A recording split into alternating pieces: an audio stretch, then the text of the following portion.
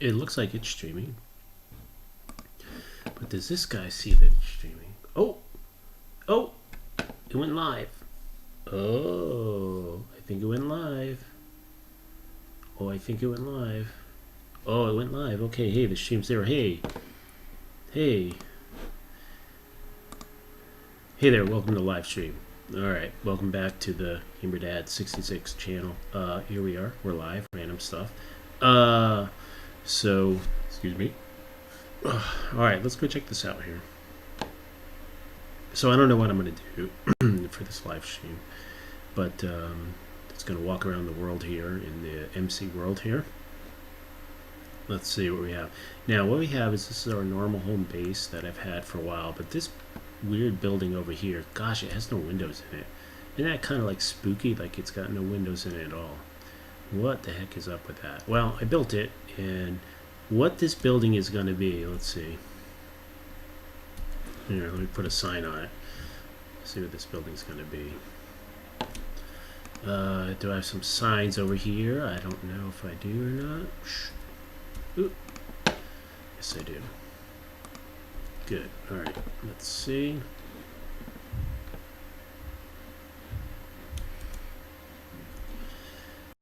Let's see over here. Okay, there we go.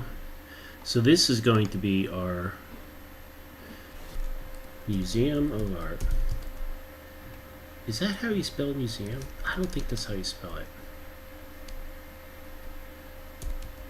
Museum. That's not how I spell museum. Okay, I don't know how to spell that. Let's do this. Art place. Okay. Wait. Misspell place. Okay, done. There we go. So that's our art place. Okay, so what is this going to be? So let's go check this building out. So yes, here's where we're going to have our artwork here. Now, what I have to do is I have to harvest some sheep so I can make more artwork here. So yes, there will be sheep being slaughtered. I'm sorry if that offends you, but it is what it is. So here we have all these different halls. We're going to put the art. We have these normal single store, and then we have like these big open spaces here. So this is my art museum. Gonna fill it with art. Let's see, and we keep going up. Another big space, huge space here with a glass roof. There we go. That's good. And oh, I fell.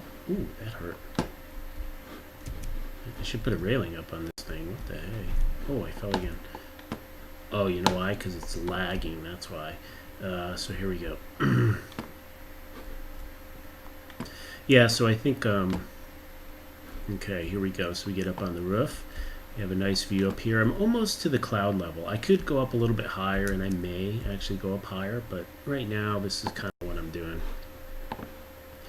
So this is the place. You got a nice overlook of everything. There's the train station. There's the, I don't know.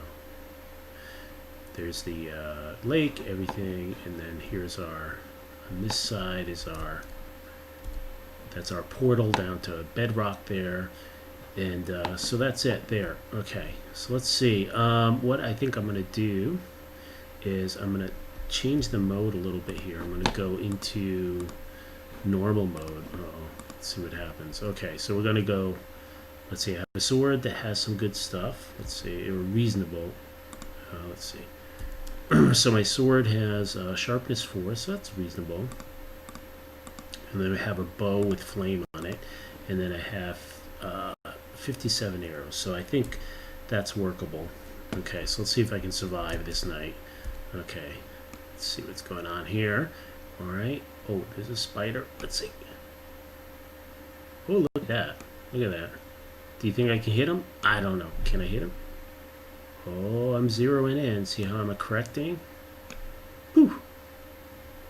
Up a little higher. Up a little higher. Come on. Oh, I got the zombie. See that? See that? Now I just over here a little bit. Oh, and I got the spider. Oh, there we go. Good. All right. Let's put the sword on. Let's go down. Way too high for that. Let's see what's going on. Anything in here? No. Good. Yeah, so I think today, what was I going to talk about? I forget. Oh my goodness, I forget. Yeah, I was thinking of building like a clock, a Nixie tube clock.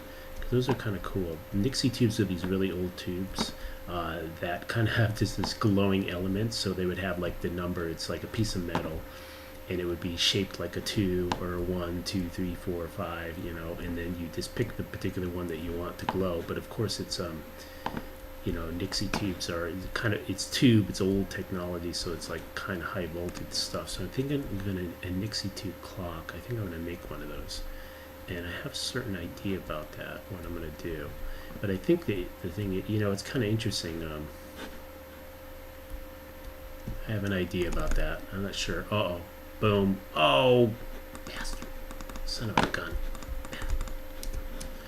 All right, where am I at? Where am I? Take that. Take that. Take that. Ah.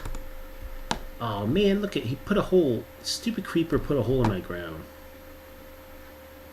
Alright. Stupid thing. Take that, Skelly.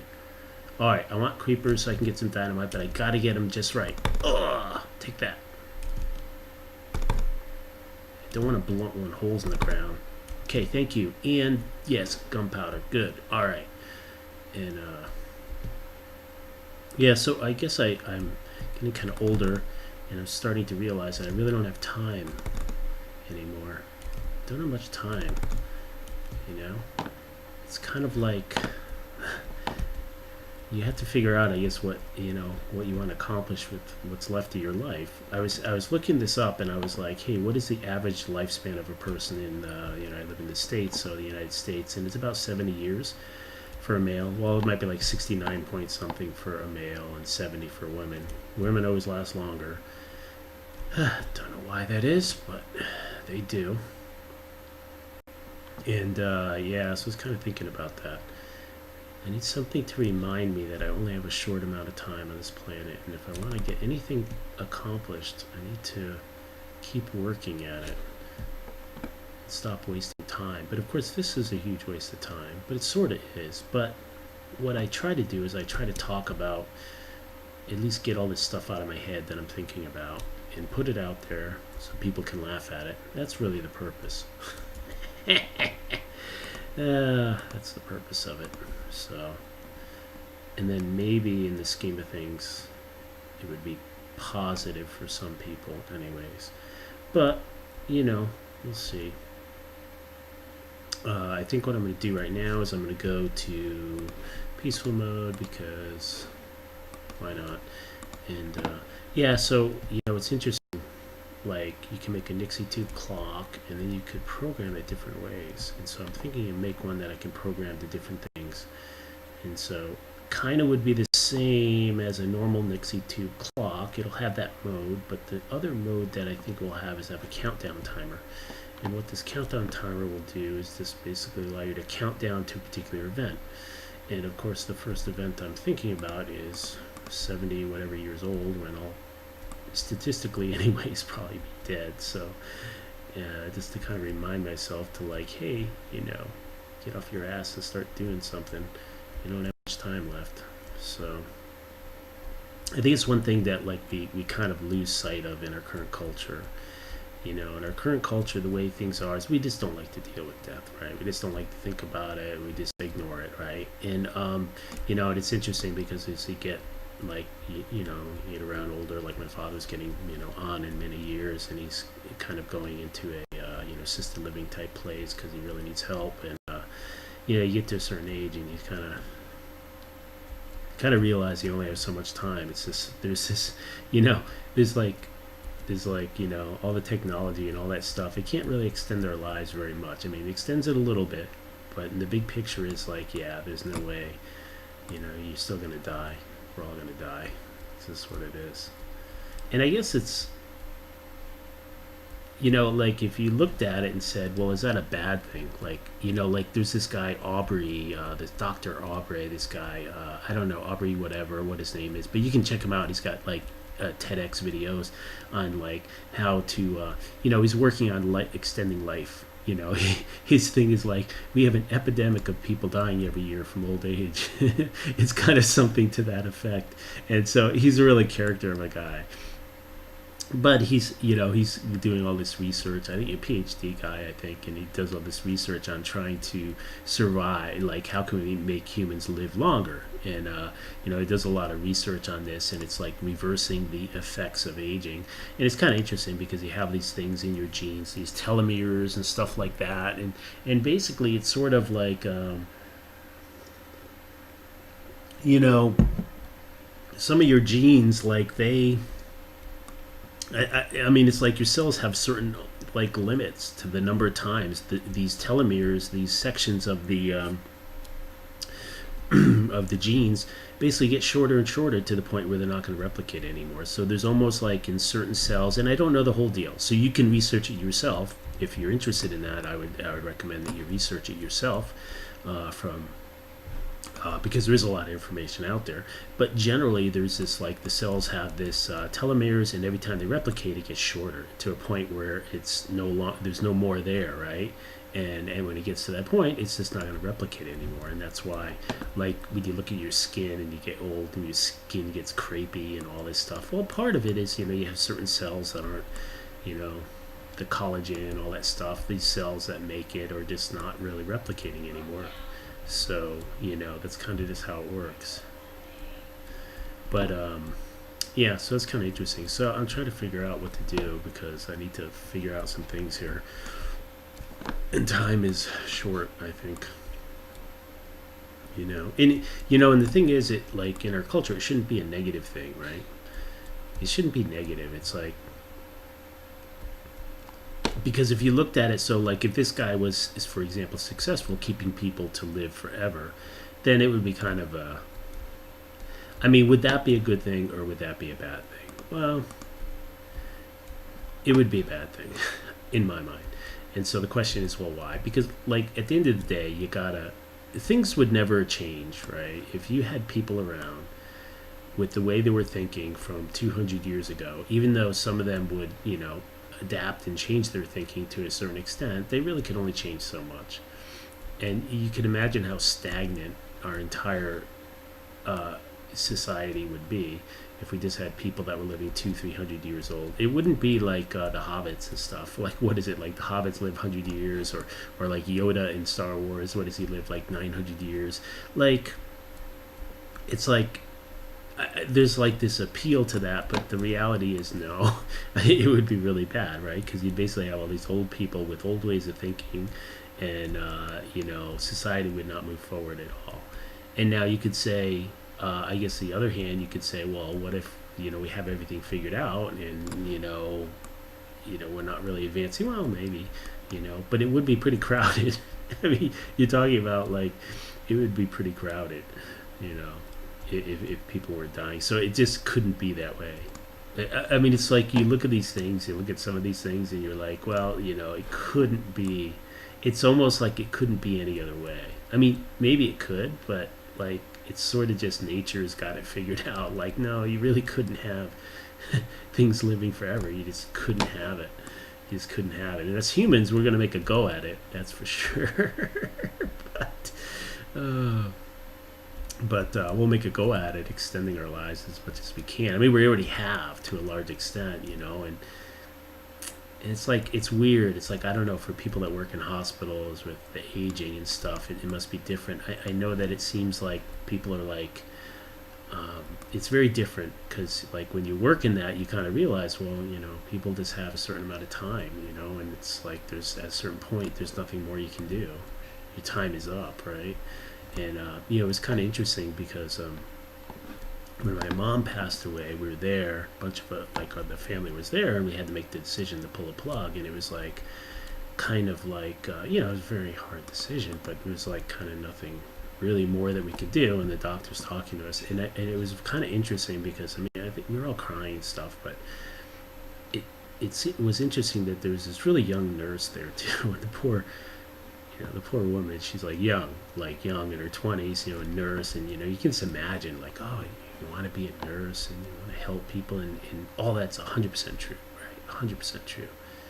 It's really great, right? But at the end of the day, there's only so much you can do, right? And so I just remember that she was crying too. It was kind of really interesting because it was like, his nurse is crying, and the rest of us were crying, and yeah. So that was, we had to live.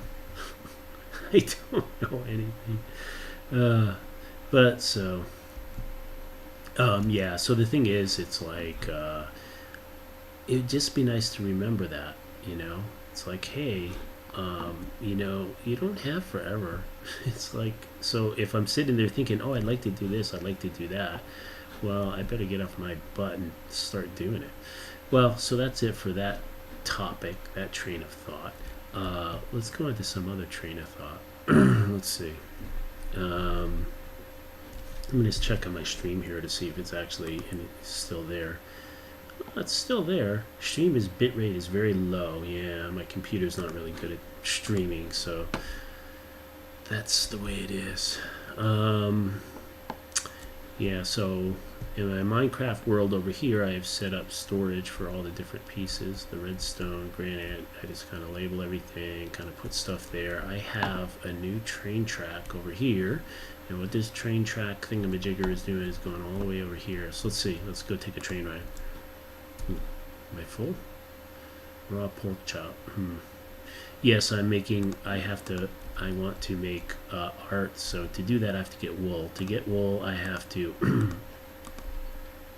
eat pork chops, apparently. Actually, that's a really good question. Do I have to do that or not? Can I just shear the sheep without killing them? I don't know. So here's my new railroad track. This will take me to the other side. Wow, it's really, really slow. Really, really slow. Yeah. Yeah, so I'm out in the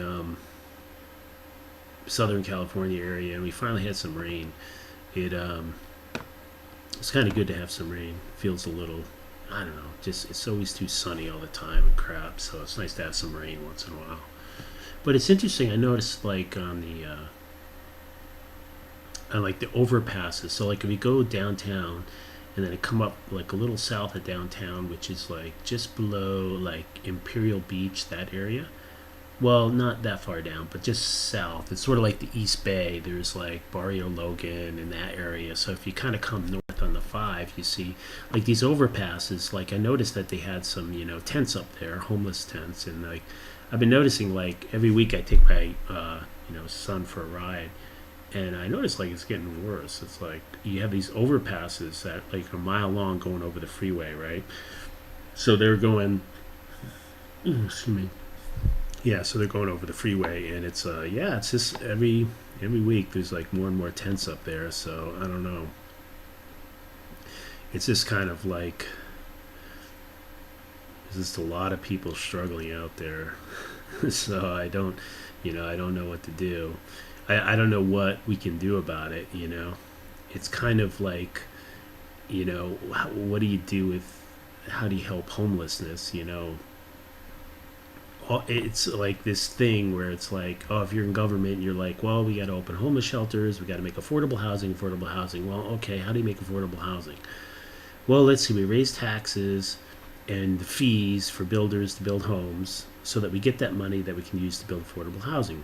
And then we require them to build affordable housing. Okay, all right, seems reasonable, right? But the problem is it makes it cost more. So like all the builders are like, when they go to build homes, they're like, well, no, we're building big homes. big. That's what they're doing because they're like, hey, I can't afford to build smaller homes, because they can't, right? Okay, jumping off. All right, off. Okay, good. Can I get that guy? Oh, I threw that. Oh. And so it's kind of, this is another case of like the homeless problem is like, first of all, you've shut down the economy, so it's just going to get worse that way, right? You just can't. At this point, there's nothing more important than people trying to get back to work because, you can't, there's no way around it. You can't get around the fact that, people aren't working. The economy is just a disaster, and it literally has very little to do with who's president. It's like, it's a disaster. It's like, you got to get it moving again. And you can't just command it, right? So that's always the problem, like you can't just have the government just come up and say like, oh, we're going to do this now. Like, no, it just never works. I mean, if that worked, then, we wouldn't be in the situation we're in, right? So that's kind of the thing. You got to get it open, and it's they don't really see that. I don't know. It's really a mess. I guess that's always the thing. If you look at hypocrisy, like I could look at it and say, like, definitely what all the things that they propose and do to help homelessness, and it all just makes it worse, right? And so, but of course, me saying that it makes it worse is also sort of a cop out, right? So it's hypocritical because, I guess there's one element is like, well, so it's kind of like saying that what they're doing doesn't work is one way. It's sort of just like, hey, you're just. It's sort of a cop out from the point of view. It's like, well, then what do? You do nothing. But the other side of the coin is like, hey, look, it's just like stop doing things that make the problem worse, right? And that's really what's happening right now. So you gotta. I don't even know how you get things started back up again. I mean, part of the problem too is like when they open up these restaurants and they open up, there's not that many people there. It's like even when it's like okay, like there's not enough people anymore coming out.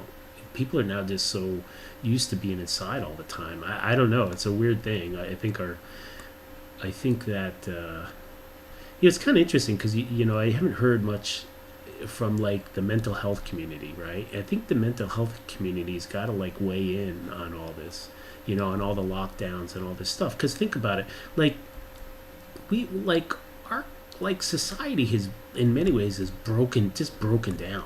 Like you have these people that are alone, isolated, or isolated from each other. Like it's just like okay, like where's the mental health community on like providing input to the leaders? Like hey, people really do need to go to a bar and a restaurant. Like they really need to go hang out with friends like in person.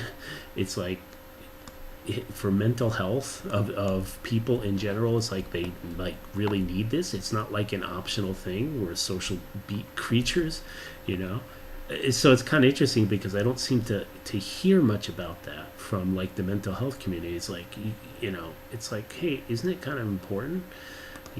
So I mean, to me it's like you gotta open up everything right now. I mean, you're getting the vaccines are like fine, we'll do something. And then the other thing too is like, I know like I know that like some people are so critical of, the T-Man and his rollout of the vaccines and everything he did, and it's like, but I see that Biden's doing some things differently for sure, but I don't know that it adds up. It doesn't really change the big picture, right? Because the big picture is that what the real big picture is that we have a sick care system, right? The problem is that and it's really interesting because like MedCram, this guy, this doctor who's actually treating patients, he had this chart, and it's kind of like a cave chart, and he shows that like okay, so you have a person that gets a positive CV test, right? And then at that time, it was like 15% going to the hospital. And so he's just talking about that. And he was going through studies where it's like, hey, look, if you give them the Risbin 1 and this, if you give it early, then you can reduce that. You can reduce from like 15% going in the hospital to only 10%. And, and that's really lost on our leadership these days. Like that kind of thing. And this is not from people making crap up. This is like from peer review studies. You just have to look at them. It's amazing that all this work is done by all these doctors and medical places, and people don't look at it. They don't look at it because they don't want to look at it, I guess. But the point is, like, that's why so many people have died in our country, because like you look at it, it's like, hey, we've done nothing to prevent people that get a positive test from getting less sick. And that's where the HCQ came in. That's where now ivermectin is apparently a lot better, but you will get banned for saying that. And so that's why we have such high, so many people dying. It's not because at the end of the day, you can never get the vaccines out there early enough. So you had to have a plan. You had to say, okay, we know the vaccines are coming, and it's like, okay, the vaccines are coming. Okay, great. They're coming, but what are we going to do in the meantime? Like right now, it's still hard to get even like my 85-year-old plus grandfather to get my father to get his vaccine. You got my brother had to fill out all these forms and all this crap. And it's like, okay, so you're getting it, it's getting there, but it's not coming out fast. And in the meantime, you have whatever 1,000 people dying a day from the thing. What are you doing about that? And there's just no concept of our medical leadership that, like, hey, we need to, like, actually focus on treatment, which isn't the vaccine, which is like people get a test, you don't just send them home, you put them on something that's going to prevent and, like, try to reduce the amount of replication of the virus. And that's where the Z-Packs, the HCQ comes in, that's where ivermectin comes in, and there's other stuff now too, and that's where, like, vitamin D deficiency and all this stuff is backed up by studies, but yet we still don't even focus on it. That's why there's this one doctor that was testifying, and the guy's like crying. He's like, I can't take this anymore because you people are just you're doing the wrong thing. And then he gets censored for trying to bring up the issue and do the right thing. And it's like, it's just crazy. And that's why. So with all things, you have this fundamental problem. If you don't know what the problem is, then you can't, like, go and make progress on the problem. You would say fix the problem, but I don't use the word fix because nothing can be fixed, right? There's nothing ever anywhere that can be fixed, but you can make progress on something. You can improve a situation. That's how I would like to say it. You can improve a situation. So in this case, like, if you don't know, if you're blaming the wrong thing or you're not pointing to where the root of the problem is, then you're not getting there. And so that's the problem that we have. So that's why, and I was going to make a separate video about this, and I think I still will. And I'll probably get banned for it. But the thing is, it's like, that's why we've had so many. And then I just need to look up the numbers to see, well, it's really what you have to look at is always, like, per capita, right? Like the number of people dying per capita relative to other countries to kind of get a feel for, how effective you are. It's the infection rates are not the primary judgment of whether, a country or a region is doing a good job. That's not. The issue is how many people are getting really sick, how many people are dying. Those are the measures, right? It's not who's getting sick or how many people are getting sick. It's pretty basic. It should be pretty, like, obvious, but unfortunately it's not. And so hopefully all that, I think it'll get better. I mean, things will get better, and eventually they'll just have to start allowing people to open up because it'll just be absurd, right? It'll just be absurd to keep things closed. But I have videos coming out on UBI and all this stuff, and it really will be a problem. You can watch those. They're coming out this week. But it's going to be a real issue. We're not I think one of the things is, I don't know, do people feel like, oh, we're an advanced society or something? Is that really... I mean, leave a comment if there's anyone out there, like, below. Do you feel like we're in an advanced society? Like, I mean, does anyone feel that way? I don't feel that way at all. I think we're just, like, in the Stone Age. I mean, we're like cavemen, we're like cavemen. Just, just cavemen, like, beating our heads against the wall or something, because I think we're just very ignorant. I think we just lost a lot of ground. I mean, we just lost all ability to think critical thought, to basically, it doesn't matter what it is. Everything that you think about or are told or read, you should question it. You should ask questions about it, right?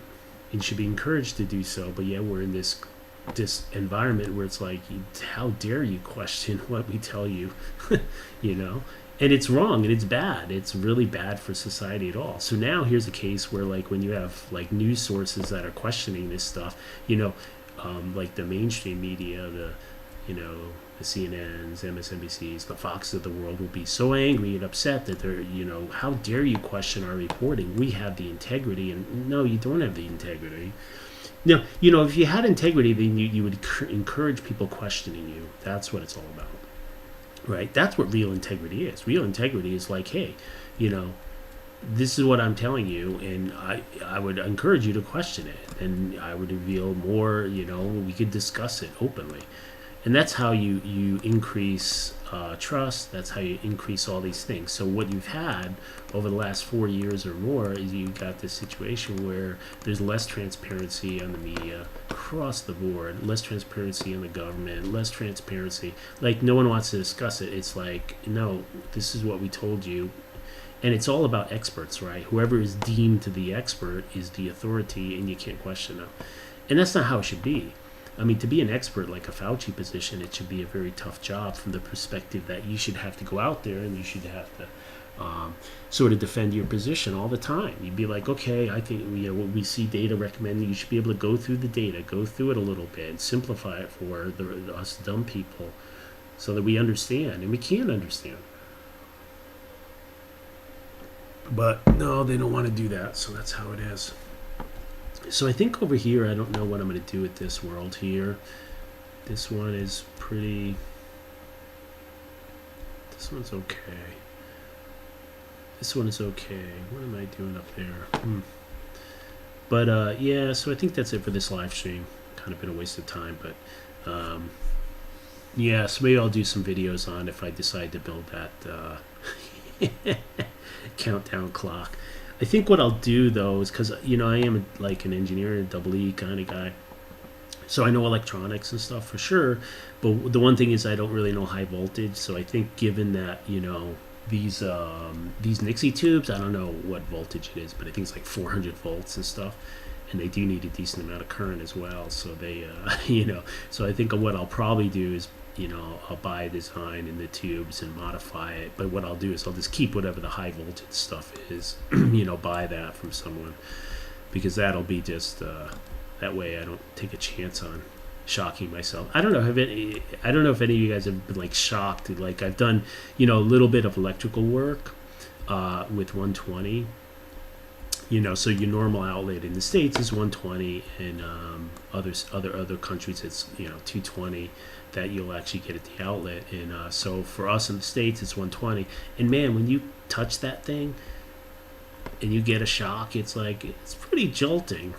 It's pretty jolting. I've had it happen a couple times because I was doing some like electrical work, and you know, you do the wrong thing and you're like, oh, you get a shock. You know, it's funny, this guy Al was it's so funny. He's kind of like, I was interested in electronics, and my dad is like, you know, had all this electrical work being done, so he hires his electrician, and the guy's like, you know, well, go work with this guy today. You know, it's like, oh, and this is my dad, it was a really good idea. Like, hey, my son wants to be an electrician, and here he can start doing it. It was so funny. The poor guy, this guy Al was an electrician. He just, I couldn't get the bend on. It's like funny. It's like, okay, I thought we were doing electrical stuff. Well, no, electrical is a lot of mechanical. Like you gotta, like the way it works in those like brick buildings is like, if you want to put a light switch in a light, you know, you have to have this metal pipe, and you have to bend it and get it to fit all the way around the walls and everything. So like he has me bending the pipe, and I just couldn't get the bend angle right. It was just like, he was so pissed at me. It's like, I think it lasted an hour, and he's like, just get out of here. And so what I do, I go, I don't know what I did. I went do what I usually did for my dad. I was just like, you know, just full on manual labor. I don't know. They use this term. I was just a grunt. Let's call it that. I was a grunt. I think we use a different term, but that maybe would be more offensive these days. But I was just a grunt guy, just doing the work, you know. So that's the one thing I could do. But, you know, I did get a double E and all that, so I was able to figure at least electronics out, but not the high voltage stuff. I mean, because I view it as I'm smart enough to know what I don't know, and it's like, dude, I don't want to find out. I don't want to, like, get 400 volts across my heart. You know, it's not really good. So, all right, I think that's it for this one. So, bye. Talk to you later.